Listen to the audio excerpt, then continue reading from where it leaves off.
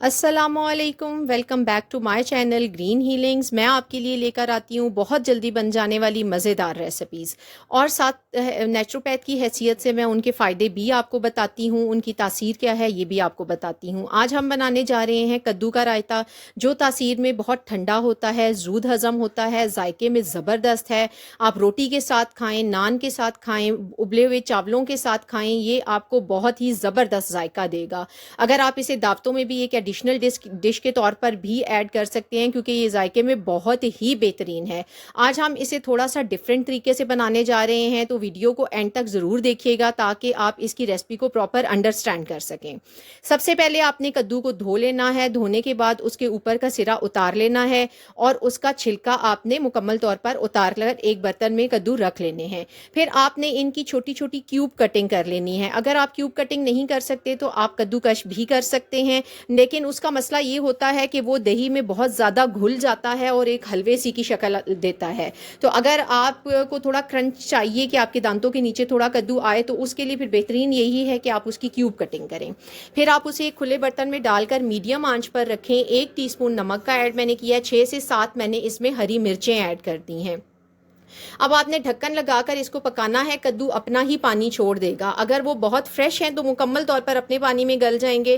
थोड़ी देर देखिए, अगर ताज़ा ना हुआ वो पानी नहीं छोड़ेगा तो आप तकरीबन हाफ प्याली या हाफ प्याली से भी कम थोड़ा सा पानी आप डालें, ढक्कन लगा देंगे, कद्दू मुकम्मल तौर पर गल जाएंगे। इसमें पानी नहीं रहना चाहिए। इसका पानी अगर गल चुके हैं तो ढक्कन उतार कर मुकम्मल तौर पर पानी खुश्क कर लें, एक बर्तन में रख कर उसे ठंडा कर लें।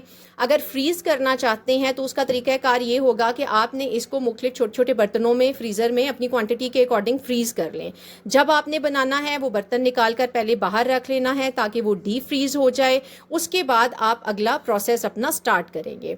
एक बाउल में आपने कद्दू डाल लेना है उबला हुआ, और जो दही हम इसमें इस्तेमाल करेंगे पहले उसको अच्छे तरीके से आपने बीट कर लेना है, उसके अंदर गुठलियाँ ना हों। फिर आपने वो कद्दू के ऊपर डाल लेना है। दही में मैंने कुछ भी ऐड नहीं किया क्योंकि कद्दू में नमक हम उबालते वक्त डाल चुके थे और हरी मिर्चें भी हमने वहाँ ऐड कर दी थी।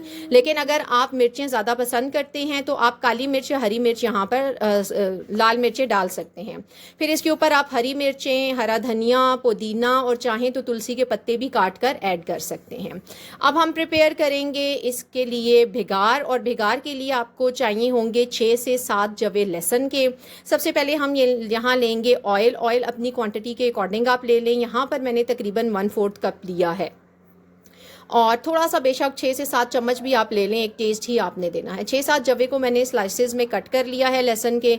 यहाँ मैं इसको ऑयल में ऐड करूँगी और इतना पकाऊंगी कि इसकी टिप्स जो हैं वो लाइट गोल्डन हो जाएं।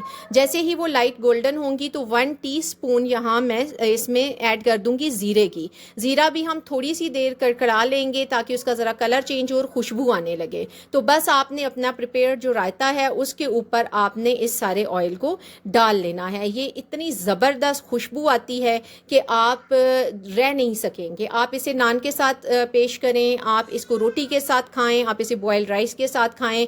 दावत में इसको एक डिश के तौर पर आप सेपरेटली तैयार कर सकते हैं। आपसे इसकी रेसिपी सारे पूछेंगे, ये बहुत ही ज़बरदस्त है।